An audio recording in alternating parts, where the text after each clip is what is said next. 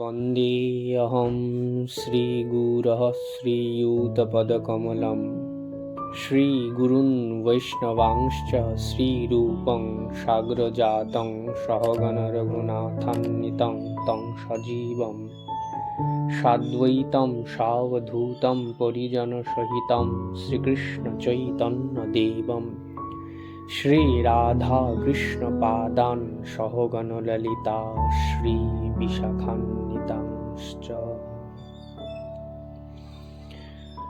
গুরু গৌরাঙ্গের অনন্ত কৃপার প্রতি লোভান্বিত হয়ে সাধক যখন সেই লীলা সায়রে বা লীলা সমুদ্রে ডুব দেন গুণের অনন্ত পাথারে, ভগবানের এই অনন্ত গুণমাধুরী, অনন্ত লীলা মাধুরীর মহাসমুদ্র থেকে অনুভবরূপী অঞ্জলি ভরে সাধক যে সেবারত্নটি লাভ করেন, এতে তিনি কৃতকৃত্য হয়ে যান।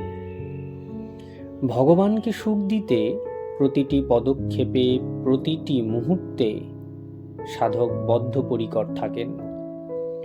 কি প্রকারে নিজ ইষ্টকে সুখ দেওয়া যায় সে বিষয়ে প্রতি ক্ষণে ক্ষণে নব নব বা অভিনব চিন্তান্বিত হন তিনি। এই প্রকারই ভগবানকে ভিন্ন ভিন্ন সময়ে নানান উপহার, নানান ভোগ আদি অর্পণ করে ভক্ত সুখ লাভ করেন। সুখ দিতে চান নিজের পরমারাধ্যকে। কিন্তু আমরা কি সকলেই জানি যে ভগবান কখন কি খেতে পছন্দ করেন? সাত্ত্বিকী ভোগ রন্ধন, সাত্ত্বিকী ভোগ নির্মাণ থেকে আরম্ভ করে প্রত্যেকটা বস্তুই যে সাত্ত্বিক হওয়া বাঞ্ছনীয়, এ বিষয়ে আমাদের কদাচিৎ ভুলে গেলে চলবে না। যেমন গোবিন্দ লীলামৃতম গ্রন্থে কবিরাজ গোস্বামী চরণ মধ্যাহ্ন লীলায় কি পূর্বাহ্ন বেলায় যে কৃষ্ণচন্দ্রের ভোগ পরিপাটি বা ভোগ অর্পণের যে বিধি তিনি ব্যক্ত করেছেন, আমাদের সমস্ত গৌরিয়াগণকে এই প্রকারে ভোগ অর্পণ বিধি অবশ্যই পালন করা উচিত। তো আজ আমরা আস্বাদন করব প্রাত্যহিকী শ্রীপুরীধামে জগন্নাথ দেবের কি কি ভোগ লাগে। প্রথমেই আসছি বাল্যভোগ বা বল্লভ ভোগ।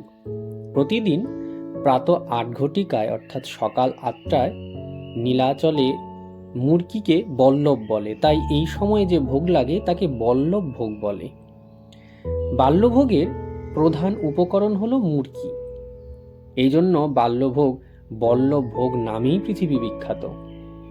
এই ভোগে মূর্তি বা বল্লভ, সাথে খই, সরপাপড়ি অর্থাৎ দুধ জাল দিতে দিতে নামিয়ে রেখে ঠান্ডা হওয়ার পরে সর উঠিয়ে নিয়ে যে ভোগ প্রস্তুত করা হয় তাকে সরপাপড়ি ভোগ বলে।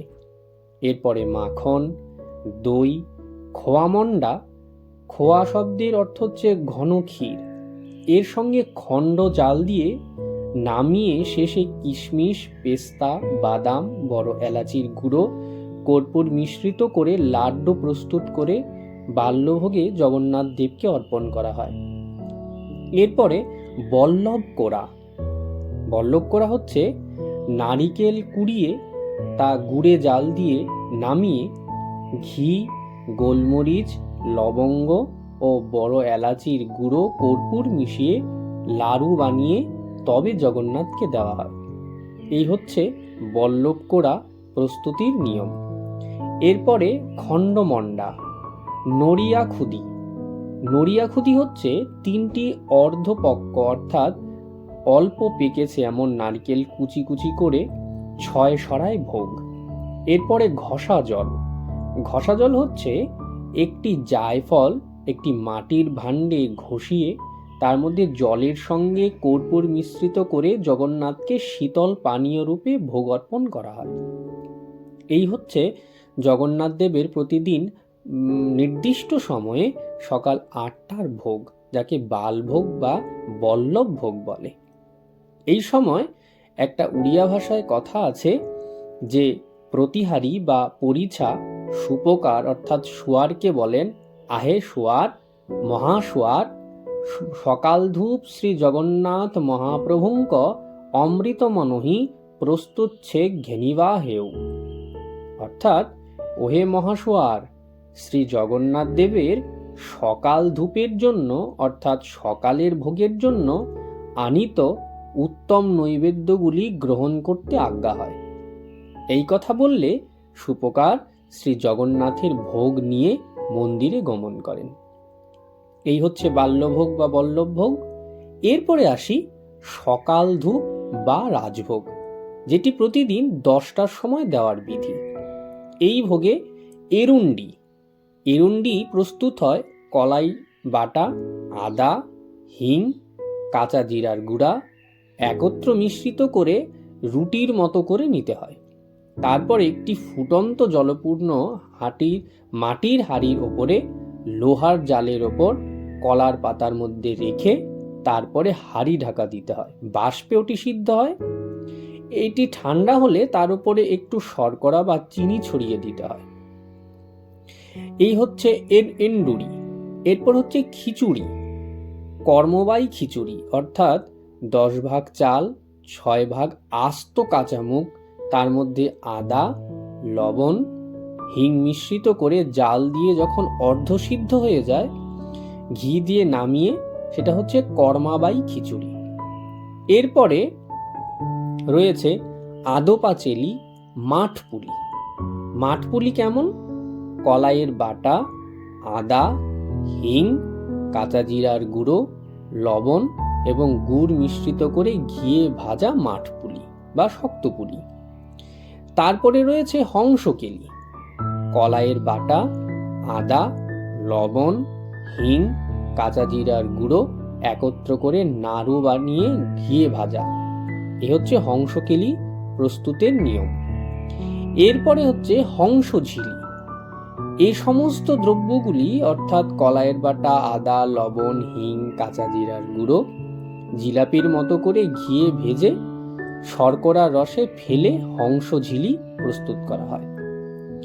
এরপরে কাকুয়া ঝিলি, চন্দ্রকান্তির ক্ষেত্রেও এ সমস্ত দ্রব্যের পাশাপাশি নারকেলের কুচির সঙ্গে একত্র মিশিয়ে তার দ্বারা কলার পাতায় লুচির মতো গোল করে বানিয়ে ঘিয়ে ভেজে 6টি ভাণ্ডে আদা চাক আর পাকা তেঁতুলের মণ্ড শর্করার দ্বারা পূর্ণ করে তার উপরে পূর্ব প্রস্তুত চন্দ্রকান্তি ভোগ দেওয়া হয়। এরপরে রয়েছে যাকে বলি ভোগও বলে। এরপরে মিঠা কণিকা।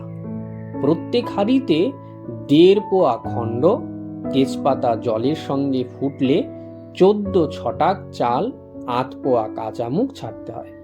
সেদ্ধ হয়ে গেলে লবণ দিয়ে নামিয়ে 4 ছটাক ঘি, বড় এলাচ থেতো করা, কিশমিশ ও লবঙ্গ থেতো করে মিশ্রিত করতে হয়।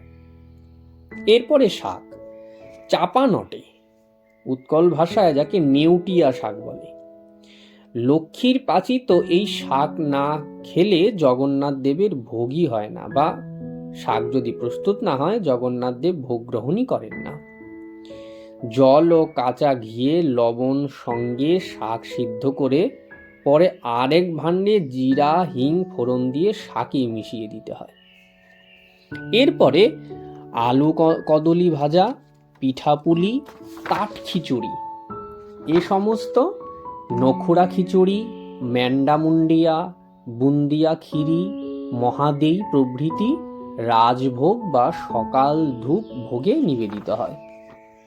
এরপরে আসি ছত্রভোগ, যেটা বেলা দুপুর 12টার সময় জগন্নাথ দেবকে অর্পণ করা হয়। সাধারণের পক্ষ থেকে এই ভোগের ব্যবস্থা। বিভিন্ন মঠের প্রদত্ত ভোগও এই ভোগের অন্তর্গত।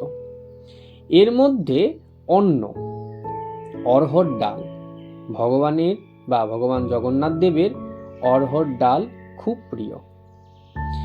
আর এইরূপ ডালের স্বাদ আর কোথায় পাওয়া যায় না।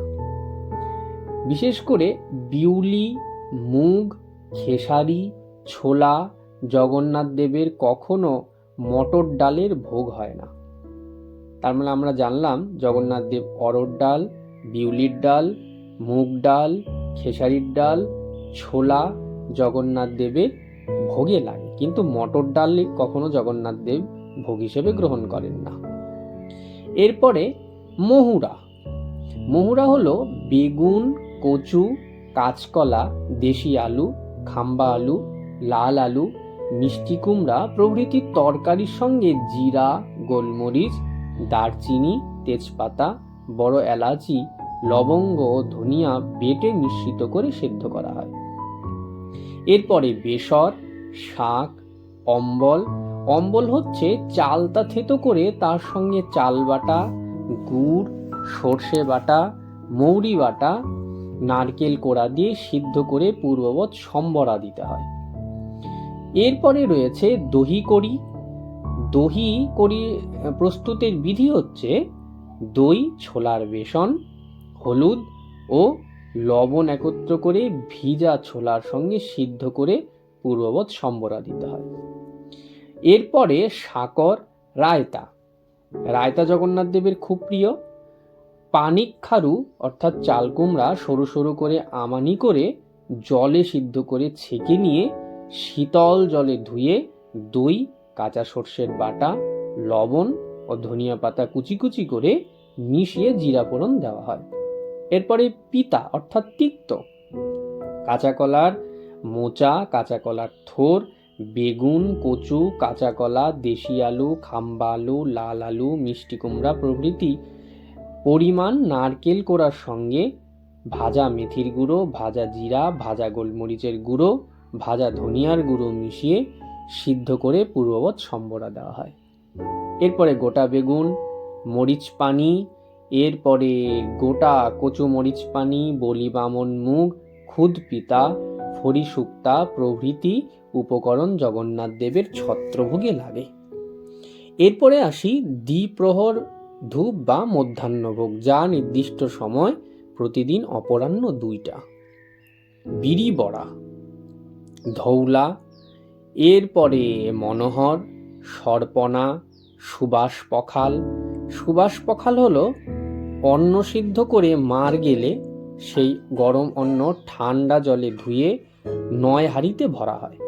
গোলাপ, মল্লিকা, বেল, জুঁই ফুল 2 ঘন্টা পূর্বে জলে ভিজিয়ে রেখে সেই জল কাপড়ে ছেঁকে পূর্বোক্ত অন্নের সঙ্গে লবণ দিয়ে মেশানো হয়। আর এর সঙ্গে মরিচ পানি ব্যঞ্জন অর্থাৎ কাঁচকলা, বেগুন, পটল ও ঘৃত ও মশলা দ্বারা প্রস্তুত ভোগ। এরপরে আরিসা, এরপরে পাগ আরিসা, নুন খুরমা, বড়ি খিরিসা, মরিচ পানি, বরনাড়ি, সরা কাঁকড়া, ফেনি, গজা, খজা, ত্রিপুরি, সেবুতি ঝিলি, বড় পিঠা, তাট পিঠা, মরিচ নাড়ু, মাঠপুলি ভাজা, সাঁকড়া, ছেনা পিঠা, ওড়িয়া, মনোহর, গুঁড়ো খিরিসা, কাকড়া, সরপুলি, ঝরাইন্দা, জগন্নাথ বল্লভ, মগজ নাড়ু, লক্ষ্মীবিলাস, ঘৃতান্ন, পিতান্ন, পঞ্চামৃত ক্ষীরি এই সমস্ত জগন্নাথ দেবের মধ্যাহ্নকালে ভোগ লাগে।